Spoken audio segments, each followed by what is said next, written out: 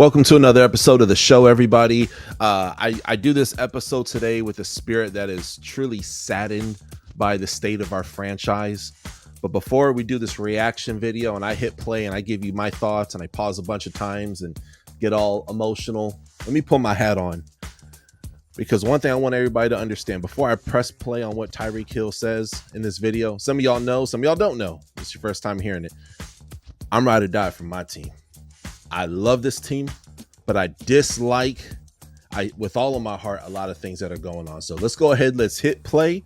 I'll pause throughout, and then I'll share my thoughts more so towards the end.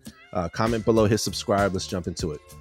You injured, or what was the deal with that? Yeah, man. So all season I've been dealing with, a little issue, and so Was it the left wrist that? right, so coach kind of pulled me out. So he's talking about how, the coach took in, ultimately pulled him out, how he's dealing with the wrist issue. But I think it's a little something more than that. So here we go. How would you describe this season for you now that it is over? Oh, season was great, man. I had my daughter, so that's a plus for me. I'm happy, I'm blessed, man. He's deflecting by talking about his daughter. So when the guy asks him how his season's going, it's just, oh, I'm blessed, man. I have my daughter and stuff, which, don't get me wrong, that's something way more important than football. But I think he's kind of deflecting a little bit. And yeah, let me go ahead and hit play here. And when you say coach pulled you out, Mike McDaniel pulled you out because your wrist was injured? Just one of those issues, man, that when you look up at the scoreboard, Chiefs are, down, and it's like, okay, so. How do you feel about not getting to 1,000 yards?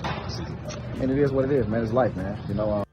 So he mentioned basically, you look at the scoreboard and the Chiefs are down. Obviously, for those who don't know, Chiefs needed to take and win today, in which they did not.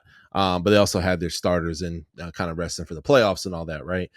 So it basically saying it's a purposeless game today for him to continue to fight. I feel like at the end of the day, there's a lot of things that, I need to reassess, about, my career and, just see what I need to do, to continue to get better, as a player, so I can continue to reach that 1,000-yard mark. So, it is what it is. What do you think is the biggest reason that you finished 8-9? I would say for me, man, as a captain, it was a tough season, man. It sucks, man, missing QB1, man. It really hurts a lot, man. Not having him, but Snoop did a great job of filling in whenever he learned the offense, getting us going. But whenever you're missing, your franchise player, man, it kind of sucks. So I appreciate that. There's some stuff that he says towards the end of this interview that I don't really care for, but I appreciate that because I do think he is being authentic. I think he really does care about Tua. I think Tua really is the best quarterback on this team. Let's go ahead and play. Also, this looks like a cloned version of Tyreek Hill. Oh, maybe that's just me. I'm being weird. As a captain, what was the message you to these guys in the offseason and the fielders at the end of the season? I don't even know, bro. This is my first time. I haven't been in the playoffs, man. So, I mean, for me, like I said, man, I just got to do what's best for me and my family, dog. If that's here, or that's wherever the case may be, man, I'm finna open that door for myself, dog. As I'm opening the door, I'm out, bro. So it was great playing here, but at the end of the day, bro, I got to do what's best for for my career and what's best, because I'm too much of a competitor to be just out there. Mean you thinking about leaving here? If it is, hey, yes. You injured, or what was the At deal the with end, he says yes. Let me hit rewind on that real quick. He says, "Are you leaving here?" Yes. I'll press play again. Listen. that? Mean It's out there. Mean you thinking about leaving here? If it is, hey, yes. All right. So, now I've watched this obviously before. I don't want to battle. This is my first time hearing this. No, it's probably my third time, but I caught some stuff I didn't hear the first time, man. And it's really disheartening, man, because you can't just blame the whole year on Tua. You can't just blame the whole year.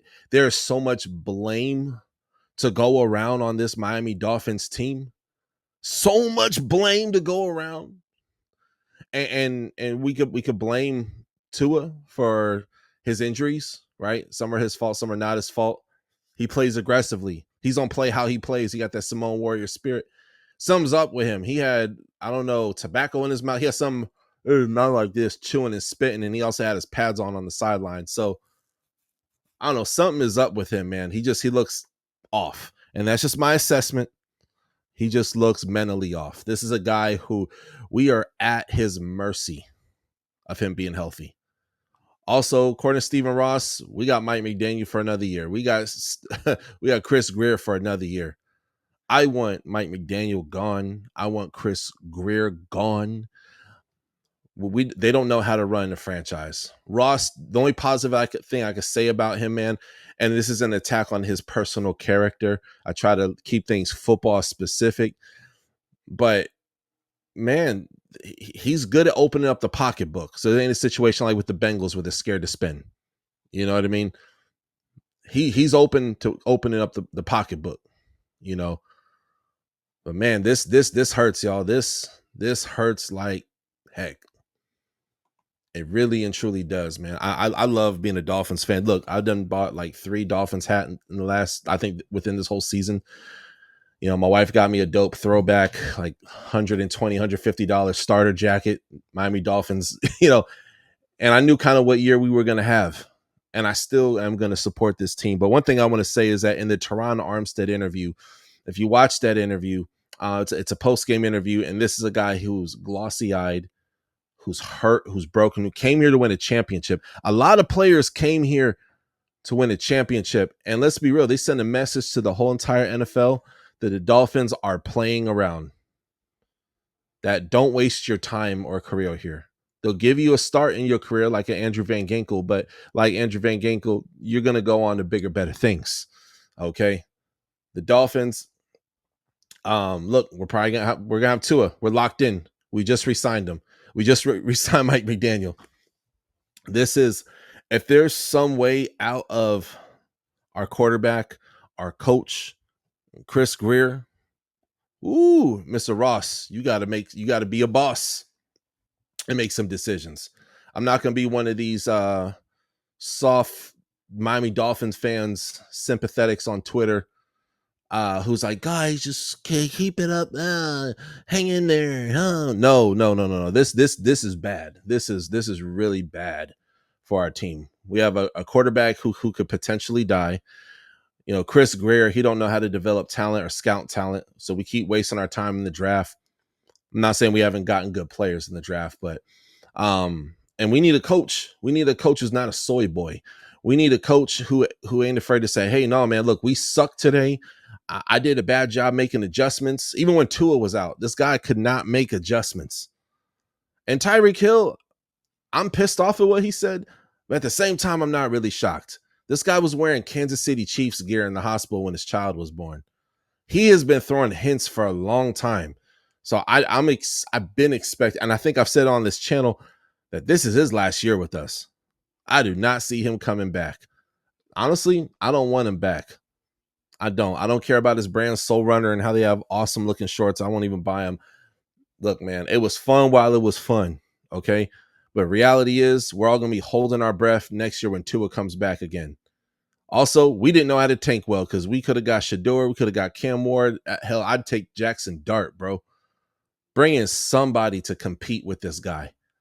I want a franchise quarterback. I want a guy who's like, yeah, you know, we've had the same quarterback for 8 years. Miami Dolphin fans, we haven't been able to say that for a long time. And we'll hold on to bums for a long time. Ryan Tannehill was not that guy. I knew what Ryan Tannehill was after going in his 3rd year. I was over it. I couldn't talk myself into it no more. We had him for 6-7 years approximately. I could be off on my time there. And here we are with Tua. We just extended him, a guy who's injury prone, who has almost lost his life. And what happens? So I don't know. I think when it comes to Dolphin fans, everybody should be looking and paying attention to the moves that Ross does. But buckle in your seatbelt, rock your Fins hats, support your team, pray for your team, pray for this ownership because they are lost. This is a lost organization, okay? And expect a team it's going to get worse before it gets better. That's what I'm expecting. So usually I'm very hopeful in these videos. Y'all know me. I'm an optimist. I'm a hopeless optimist. But, you know, what Tyreek said, and listen to Jonnu Smith, his post-game interview, man, I'm really heartbroken from this. So anywho, sorry for the rant. Y'all comment below. Let me know your thoughts on this crazy season and what Tyreek Hill. Look, honestly, before I finish off the episode, I'm going to say this. He need to go to Green Bay, go to a place where, you know, the women cover up. He doesn't have that much temptation, and he can actually focus, because this is a distracted Florida football player. Okay, episode over. Comment below, hit that subscribe button.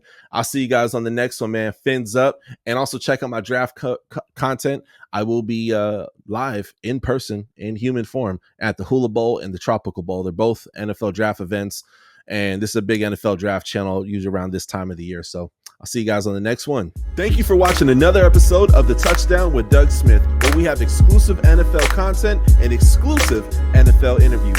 Be sure to hit that like and that subscribe button. Follow us on social media. See you on the next one.